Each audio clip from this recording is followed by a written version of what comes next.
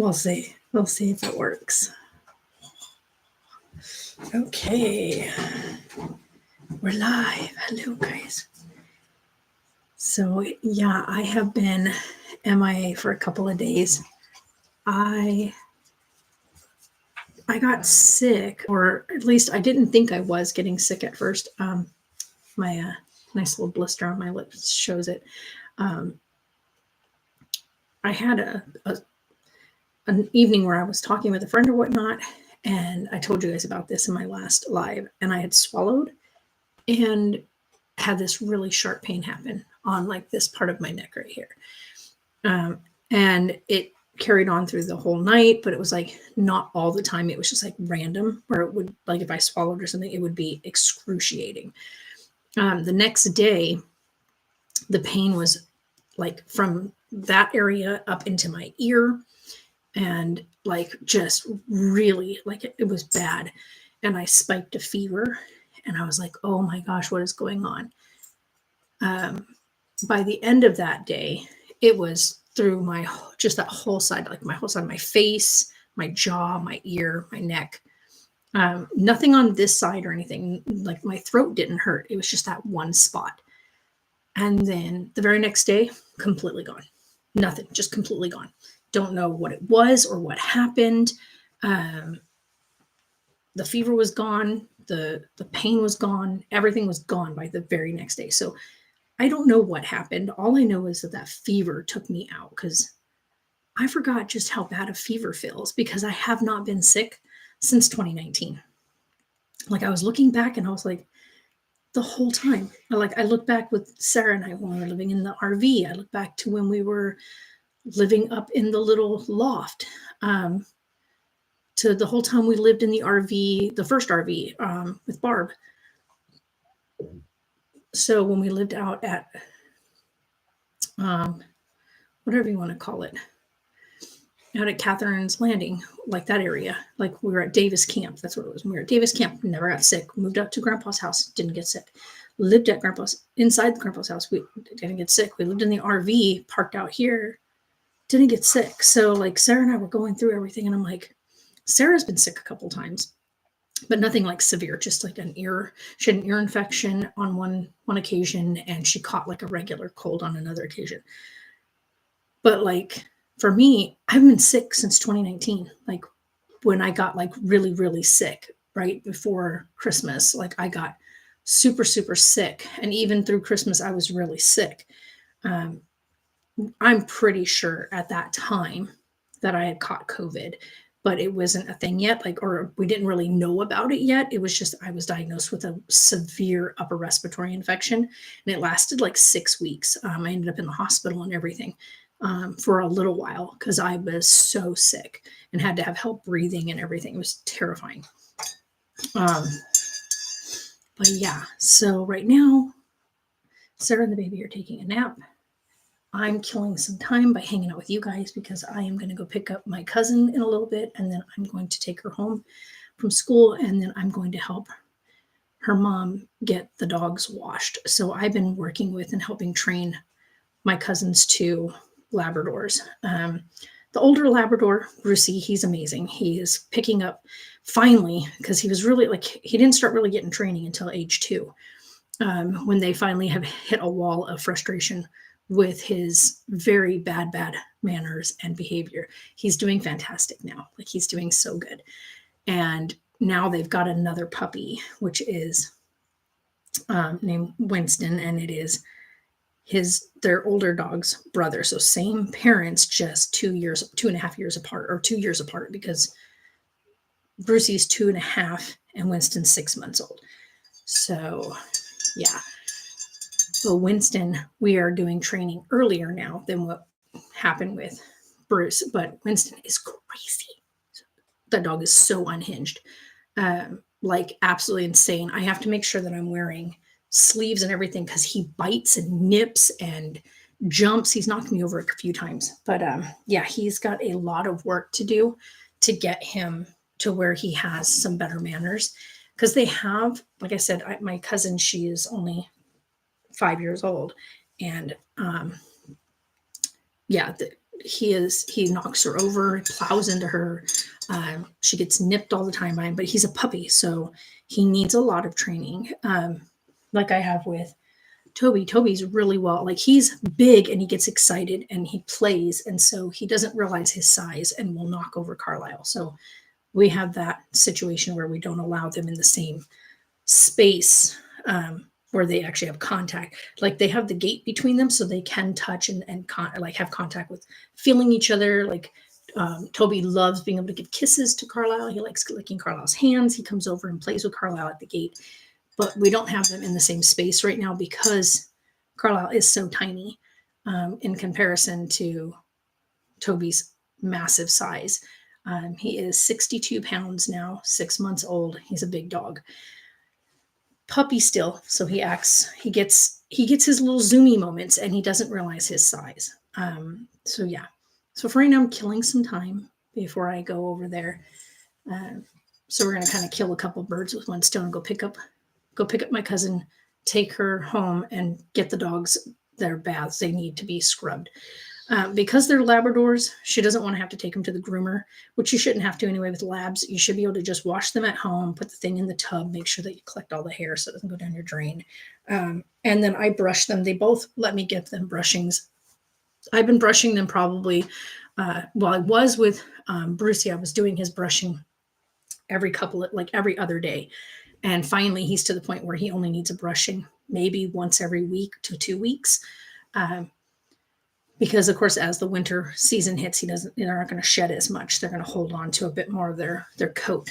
But we're still getting Winston to like chill out.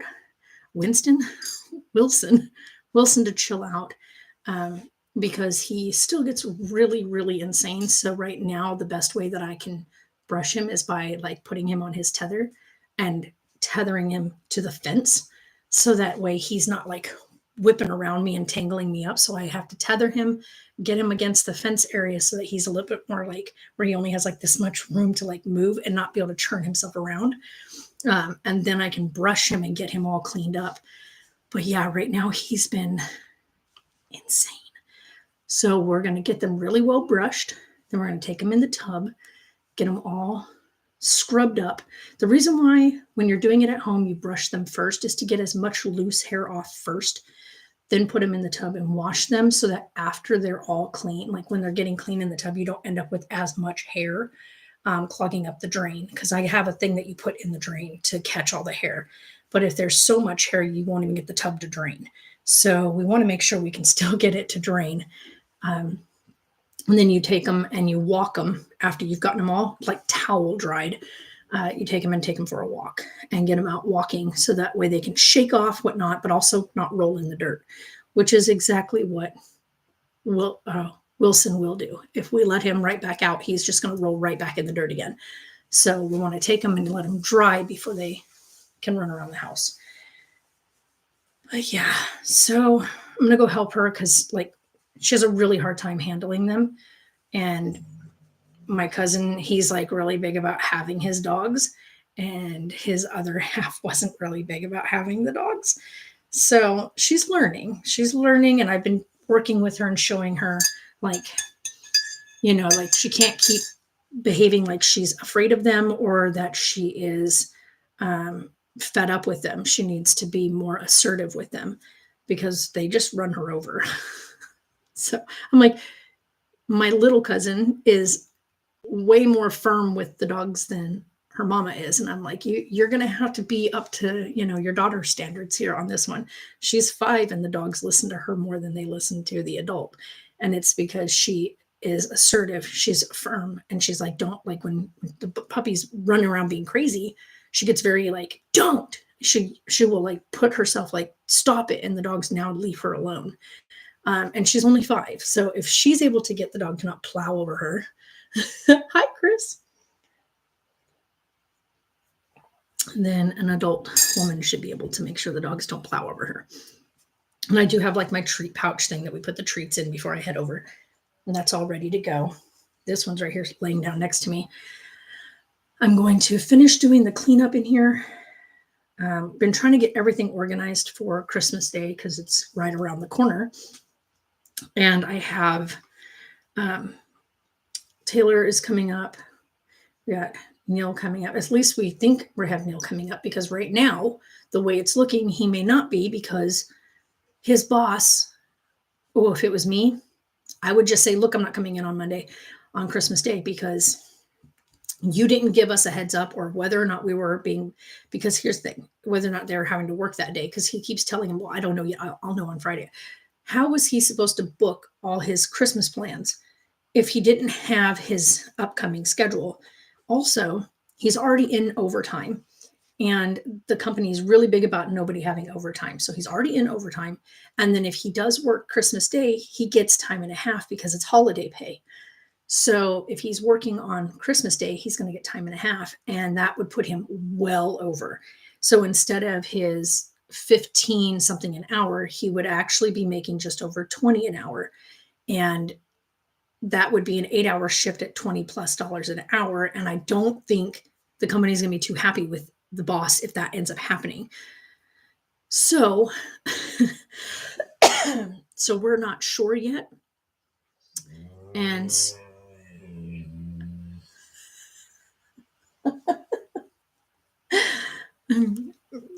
I guess he agrees. So we're not sure yet what's going on, but I told him, if I have to drive you back, but before the evening on Christmas Day, if he's going to make you work, then, we take you back. But as of right now, we're going to have Neil here, Taylor here, then us, of course, and then Tay, she's going to be showing up as well later on in the day. So not exactly sure yet. And then I'm going to be cooking. So if I have to pause cooking to drive him all the way back to Havasu, which is round trip going to be like 3.5 hours of driving time. So I'd have to drive him back out and then drive back home.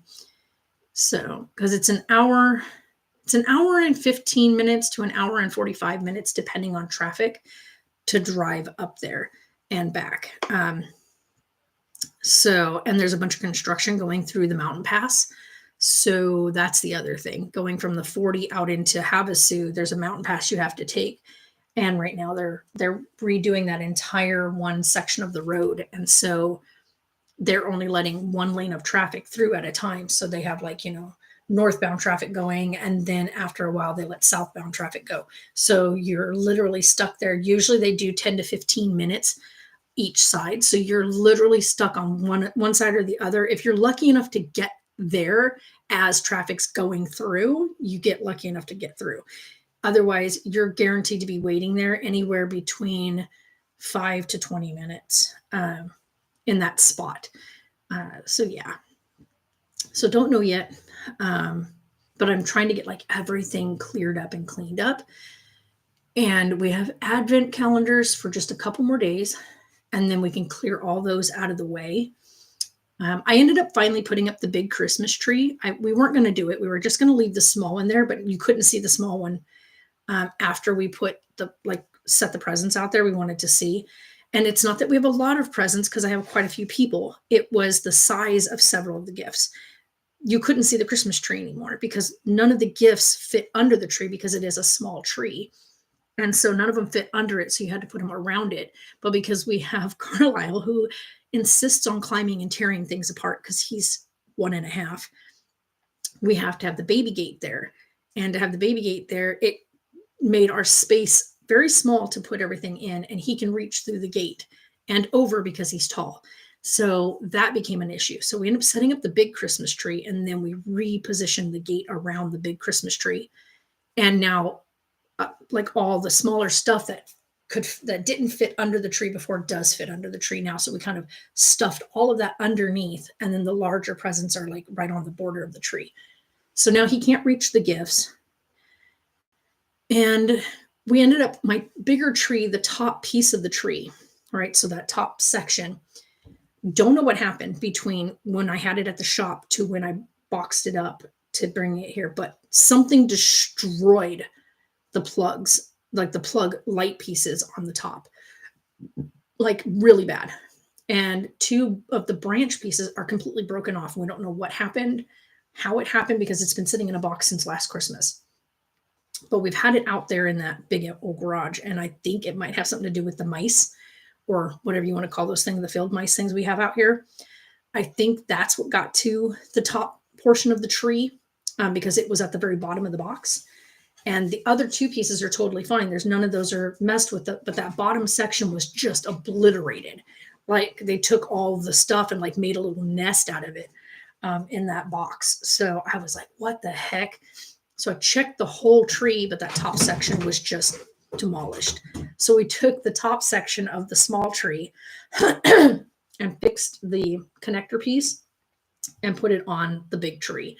It looks kind of funny to me anyway. Everybody else is like, it looks fine. And I'm like, I can see the change, like the difference, which it's super obvious. But hey, it is what it is. And when I finally got it all put together and we strung lights on it, so we decided not to use the regular lights that are built onto it, because it is a pre-lit tree. So we decided not to do that because I don't know if there's any other spots of the wiring that might have gotten chewed. So I went ahead and just strung new lights on it. So put lights all over it and everything. When we got everything on and I plugged the tree in, it's so like, it's tall. It's like 6.5 feet tall, 7 feet almost. And Carlisle's reaction to it was perfection. He got so excited, his eyes lit up and he kept going, ooh, ooh. And I was like, that was worth it. So super happy about that. But yeah, so now I want to get the other area set up. So I have Toby kind of locked in my room. I have the gate up in front of the door because the way we had to set everything up, I don't have enough gate pieces like these pieces here, to allow Toby to run out there around Carlisle. So until we can fix the other two pieces. So I have two more pieces that we're going to reposition out there. And once we have that, then we can take these two and fix the other spot. This right here is up against my little area, so that he can't get right here where the wires are, because he's still a puppy and he chews everything in sight. So we don't want him doing that. So I'm going to fix this up a little bit later today after I get back. And then that way I can go ahead and give him a really good scrub. He needs a bath so bad. And the hard part is because he is so big, taking him upstairs to wash him and then bringing him back downstairs is really difficult. He also doesn't understand the stairs all that well. So the 2 times that he's done the stairs, he has fallen. And he's so big, he doesn't like take into account that he has to kind of take each step. And so he almost took me down the stairs the last time because he gets so nervous about it that he tries to just jump from one platform to the other. And I'm like, you can't do that, dude. You got to go down the steps.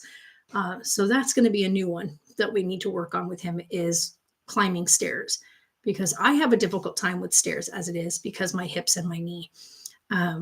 So getting him to not pull me down the steps like in a hurry because he gets nervous about him, so he jumps. So that's a new one that I definitely need to work with him on, is stair climbing and descending. So we'll get that one in the thing next. So we shall see. I don't have a detachable shower head, which would be really good right now if I could have one to put in this shower downstairs.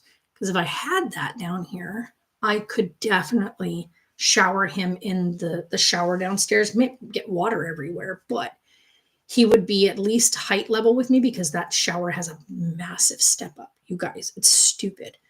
I have to hold the wall to get out of that shower because the step up into that shower is even higher than the step up was in the RV. Like, it's stupid how high that step is. I don't understand who built that or why they built it that way, but it's very unsafe. Like, extremely unsafe. So, and I don't know how to fix that. Because like the landlord told me, he said, if you find something that could be improved upon, let us know. And I told him about that. And I said, I don't know how that can be fixed because I know that the plumbing is the problem more than anything else. There's a plumbing thing. So that gap is for all the drainage plumbing, but there's gotta be a better way to do it. There gotta be, because that step up, especially for someone like me who has issues with her hips and whatnot, that is so dangerous. Yeah, it's, and then you've got this angled walls. So when you come out of the shower, it's like angled like this. So you're in the shower, you've got this angled wall that's at you. So you have to like grab that, but it also like moves outward. So you don't have like a good stable spot. And I don't have a grab bar to grab. So I kind of have to like place my hand against that wall and hope that I don't slip as I step out. I do have a grip pad thing on the floor to kind of like keep me from like slipping or letting the bath mat slip, because a lot of the bath mats that we found don't grip to the floor. So I had to get one that actually has a bottom grip so that when I do step out, it doesn't move, it stays put. Because that is one heck of a step to get in and out of that shower, which I don't understand. I really don't understand why it's like that in a house. I understand it in an RV because you've got plumbing that you have to address in an RV. But this is a house. This is a solid house on a solid slabbed foundation. Um, so I don't understand why it is lifted, elevated off the floor. I don't, I don't understand it. They're going to look into it though. So maybe we can get like a proper like tub down here, or even one of those, what, Bobby? Hold on, guys. Be right back.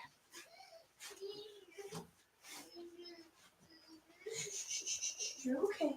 You're okay. You're okay.